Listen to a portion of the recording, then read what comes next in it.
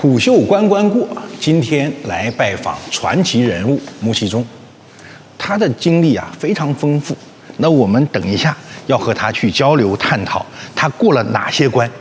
我怎么称呼您得体一些？穆老，穆老，穆老，魏新好，那我们就这样，穆老好吗？那您怎么定义您自己呢？就您现在是一个什么样的身份呢？创业者、商人啊，做生意。您被国外媒体被称为改革开放后的第一代首富，当时您怎么看待被人称为首富这件事儿啊？英国人叫什么？我从牢里边出来，请我吃过饭，他还在拍，就是胡润啊，胡润。我不太赞成那个事儿。为什么呢？价值导向有问题。当时您最多赚了多少钱？在最鼎盛的时候，我没算赚了多少钱？没算过。那当时亏了多少钱？算过吗？好像没亏过。就一直没亏过。因为亏要承担社会责任。有钱它不是社会责任。到今天，您再回过头来去看，当时他们把你称为改革开放后的超级富豪，然后首富。但是呢，因为当时把您捧的或者是抬得特别高，说首富，所以就后来呢，当遇到了一些问题的时候，尤其比如说像99年之后，受骗，您怎么看这件事儿？前2天刚说您是首富，后来又说您是首骗。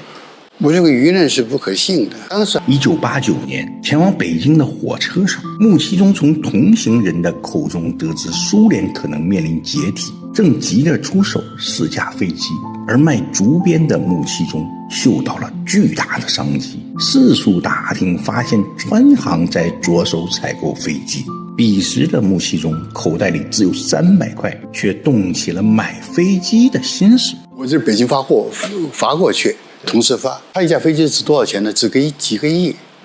我一个专业的暖瓶才700万人民币，那架飞机我们评估下来是2亿多3个亿，等于几百万块钱换了2个亿到3个亿的钱。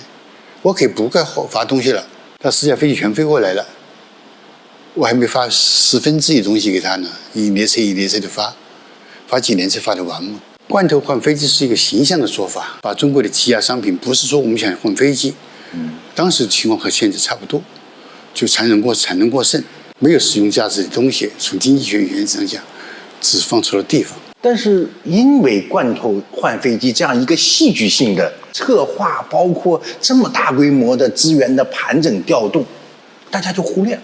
群众就看一下，他看那现象看见了，其实花了很多年的时间，就光签个合同花了2-3年的时间，就不是大家流传的那种，就是您看到了有罐头，然后就运到了俄罗斯，然后换了飞机回来，快速的就把它倒腾过来了。不是，没有这么简单。它的意义就是一般的老百姓也不知道，因为以前只有边牧，边境上可以以后贸易，那当时也是很大胆的想法，要完成了那个计划经济体制建立起来了。要是这个体制里边要长出一个商品经济出来，一个体制出来，我知道的是多难。但是当时我已经判他死刑了，我说这儿可能就会再判死刑。国家要搞计划体制，肉吃几两，饭吃几斤，计划到这个程度。你说要搞商品生产，当时就是资本主义，我知道是多凶险。工作组也劝过我，是不是先回到原单位去？我多活1天。我又多干1天的活儿，多活1年，还是枪毙了。我又多干了1年，这事我就还得试，还是在试。第一步是把边牧，在满洲里也好，黑河也好，边境城市嘛，一船西瓜可以换1船化肥。俄罗斯有化肥，中国有西瓜，就买这个，那是几分钱斤，那是几分钱斤，现在几块钱斤那个西瓜。满洲那边是一车一车的换，一车换那边拿一车化肥过来。黑河那儿有个河，拉一船过去，那边拉一船化肥过来。你想那个最商业来讲是暴利嘛？你这暴利还不能说，像抢劫一样。我就看这个机会了，就是俄罗斯它已经是工业化了，对，它工业产品极其丰富，社会生产打乱了，它就没有日用品了。就是我抓住这个机会了，花很大力气回到北京。去给老同志上书，说要把边牧变成大牧，找这个领导那个领导，天天说，花很长时间。终于同意了。但这个意义很好，包括这个也是一个对喜马拉雅山，包括我也搞不太清楚，您为什么会把这个纪念您的这个给放上来了呢？不知道，我不知道谁放的，我就不知道。这个事我知道。我以为是您故意把它放过来的呢。我也不知道。这个不就是那个葛优吗？葛优。对啊，就当时在电影里面那个。您后面还有一个经常被大家拿来取笑的，说啊炸喜马拉雅山，他自己无知，很多阿 Q 类的人很多不是我发明的，是一个加拿大的犹太科学家发现的，雨云最多6000公尺，离地面的高度最多6000公尺，经过印度的时候碰见喜马拉雅山了，于是这个水就撞在山腰上，它只能沿着山腰继续往东移动。如果说把喜马拉雅山就到6000公尺以下的一个地步，可以扩穿50公里，下降2000公尺，扩穿50公里，使印度洋季风。不但中国问题解决了，中亚的问题也解决了。那几十个科学家，有关水利的、天文的、气象的这些科学家，甚至包括爆破的，就分别去一个节，星期三下午在我们这讨论，每周下午讨论很长时间上年啊，就把这个当做一个正事讨论啊。还有物质报酬，我记得是给300块钱，那很高啊！那时候很高。那时候不是一个月的工资没300块钱呢，就一个人签个到300块钱，有个通知发，畅所欲言，应该怎么处理这个问题？当时为什么这件事没有做成呢？一直在做。我从脑里边出来还关心这个事儿。现在国家正在执行红体火计划，就是这个思路。我现在报纸还有，也是个贴证，就是一部电影啊，把这个当做一个台词。我不知道您知不知道这个事。那部电影我投资的。哦，是您投资的啊？甲方乙方嘛，葛优演的，冯小刚导演的。您为什么会投资电影呢？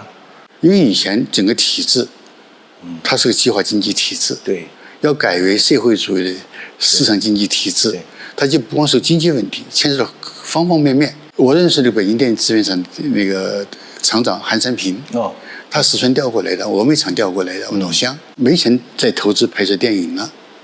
以前都是国家投钱拍摄电影，我问他投多少钱呢？他跟我说过，一部电影最简单的16万块钱。我说我们搞部电影，他说行，搞部电影啊，他也做不了主，一个厂长有做得了主吗？韩三平不停的去请示，最后说行了，试一试。好，就找个导演，就是冯小刚来叫他来，他也不是科班出身，科班出身也不敢，他是做舞美出身的啊，他不是科班出身，他敢。因缘巧合，我也想实验，韩三平也想实验，改变北影厂的军境。